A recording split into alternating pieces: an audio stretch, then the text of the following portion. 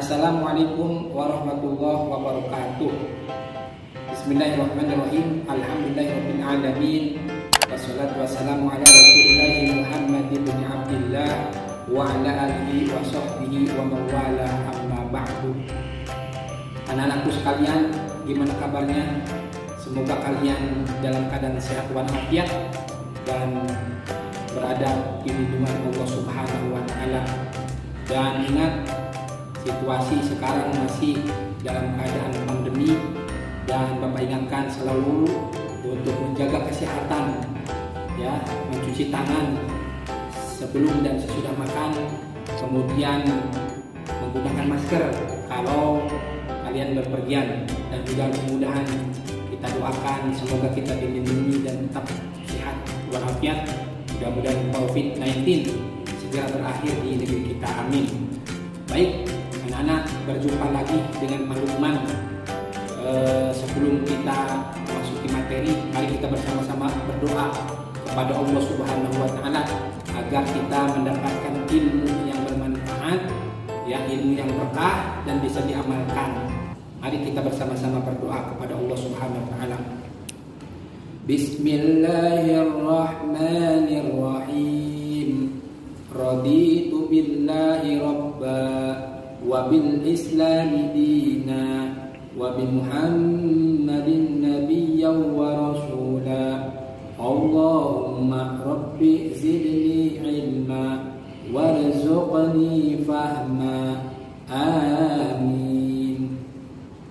Anak-anakku sekalian, menginjak materi berikutnya adalah pelajaran ketujuh, yakni memahami makna qada dan qadar. Tentu kalian sudah memahami, ya, bahwa qada dan qadar itu termasuk dari bagian rukun iman, dan termasuk daripada rukun iman yang keberapa, nak? Ya, rukun iman yang keenam. Nanti kita akan bahas, dan di materi ini yang akan kita bahas adalah kompetensi dasar, yaitu 3.1, memahami makna qada dan qadar.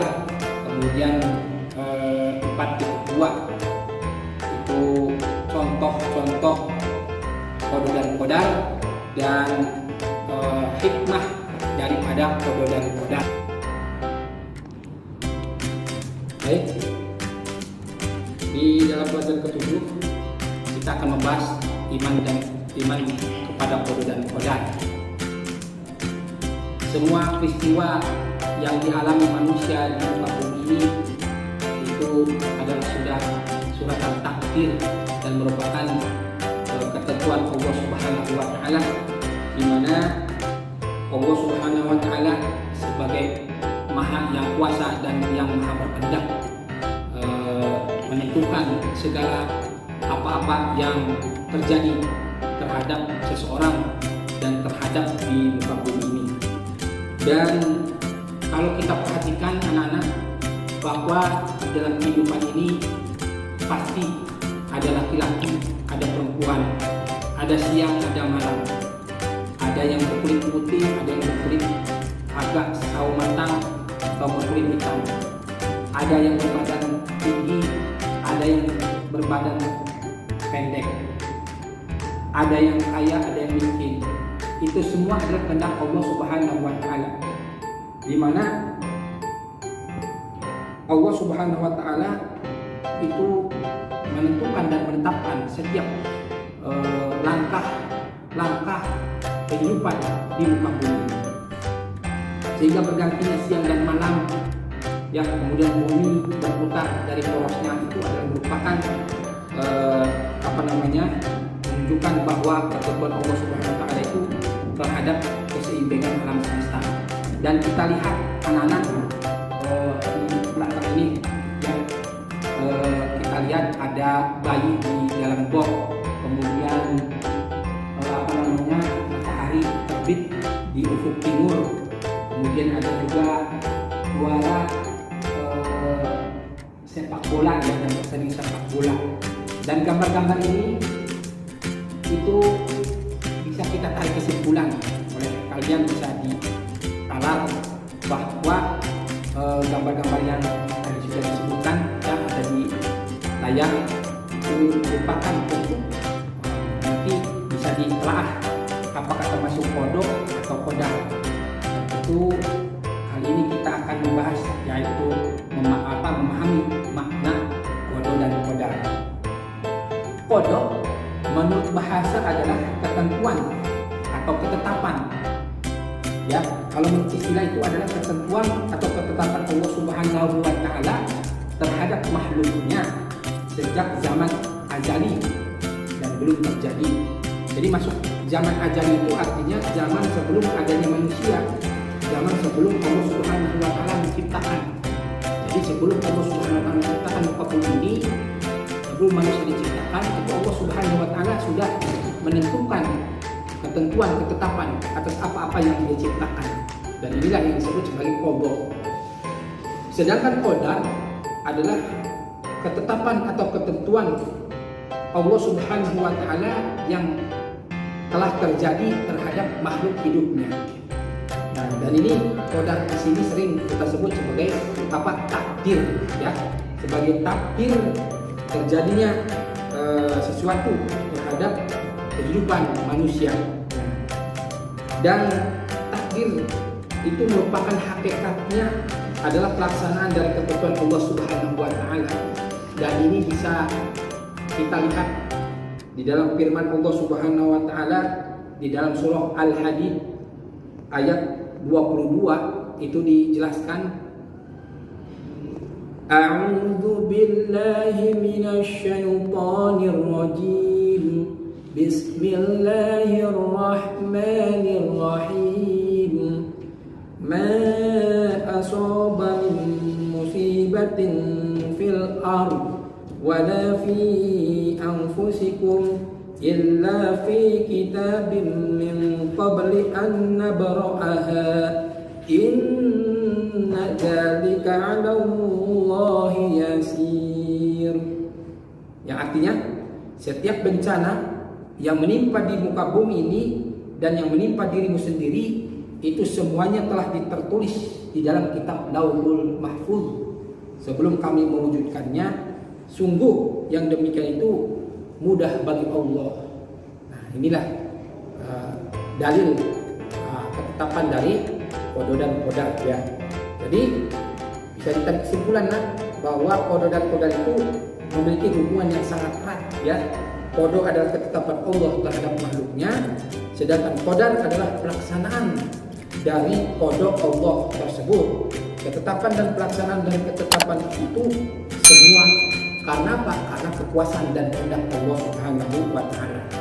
Nah, ada sekelumit cerita agar kamu bisa memahami pengertian kodok dan kodar. Perhatikan, ada cerita berikut ini. Di desa Melati tinggal satu keluarga sederhana. Mereka terdiri dari Pak Amir dan istrinya Bu Siti. Allah menganugerahkan kepada mereka 2 anak laki-laki dan seorang anak perempuan. Anak laki-laki Pak Amir bernama Ahmad dan Ihsan, sedangkan anak perempuannya diberi nama Fatimah. Sebelum ketiga anak mereka lahir, Allah telah menetapkan bahwa Pak Amir dan Ibu Siti akan memiliki 3 orang anak, yang terdiri dari 2 anak laki-laki dan seorang anak perempuan. Ketetapan Allah inilah disebut sebagai kodok, dan pelaksanaan kodok Allah bahwa Pak Amir saat ini memiliki 2 anak laki-laki dan seorang anak perempuan, itulah disebut kodar. Artinya kodar merupakan perwujudan dari kodok. Allah sudah mentakdirkan Pak Amir mempunyai 3 anak, 2 anak laki-laki dan 1 anak perempuan, sehingga Pak Amir pada saat ini memiliki 2 anak dan anak perempuan. Itulah yang disebut sebagai kodar. Jadi kodar itu pelaksanaan dari kodok Allah Subhanahu wa Ta'ala. Nah, sampai di sini mungkin anak-anak bisa memahami dan bisa menarik kesimpulan pengertian makna dari kodok dan kodar. Yang baik, beriman kepada kodok dan kodar. Beriman kepada kodok dan kodar itu merupakan bagian dari rukun iman yang ke-6. Iman itu artinya apa? Percaya. Walaupun kita tidak bisa melihat secara langsung, tapi kita meyakini, karena iman itu adalah apa? percaya dan meyakini. Jadi kita percaya dan meyakini bahwa qada dan qadar atau ketetapan dari Allah SWT itu betul-betul ada dan terjadi di dalam kehidupan kita, ya. Seperti kita lihat banjir sekarang, musibah di negeri kita ini tiada berhenti-hentinya, ya. Mulai dari banjir, longsor, gempa bumi, gunung Merapi, erupsi, kemudian angin puting beliung. Itu merupakan ketentuan Allah Subhanahu wa taala yang tidak bisa dihindari oleh kita. Nah, sekarang kita masuk kepada bagian C, macam-macam takdir Allah. Takdir Allah terbagi dua. Yang pertama adalah takdir mubram dan yang kedua adalah takdir muallaq. Takdir mubram itu adalah merupakan takdir yang pasti dan tidak akan dirubah oleh manusia dan tidak dapat diubah oleh manusia. Seperti apa contohnya?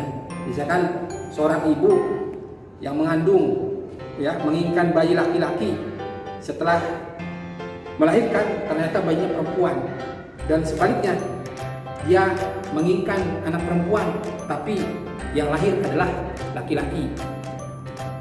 Kemudian contoh yang kedua, misalkan manusia lahir ke dunia ini tidak bisa memilih sendiri siapa ayah dan ibunya, kapan dia lahir dan di mana ia dilahirkan.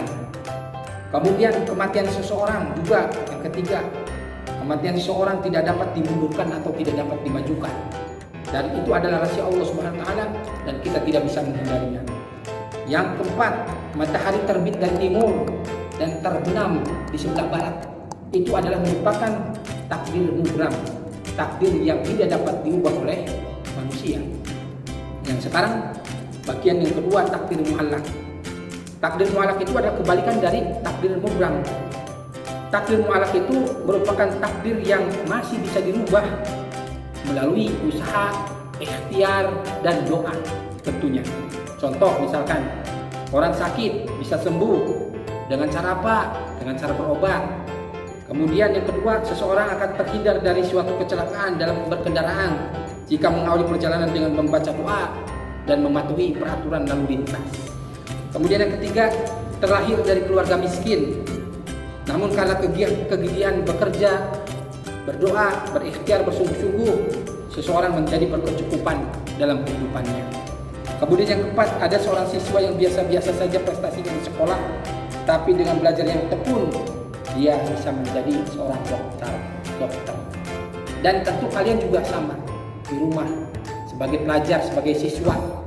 Kalau kalian merasa biasa-biasa saja, merasa diri kurang mampu, tapi dengan kegigihan belajar bisa berubah. Asal kita gigih, kita giat di dalam belajar, insya Allah kita akan menjadi orang anak yang pintar, yang cerdas. Ya, mungkin dari 10 menit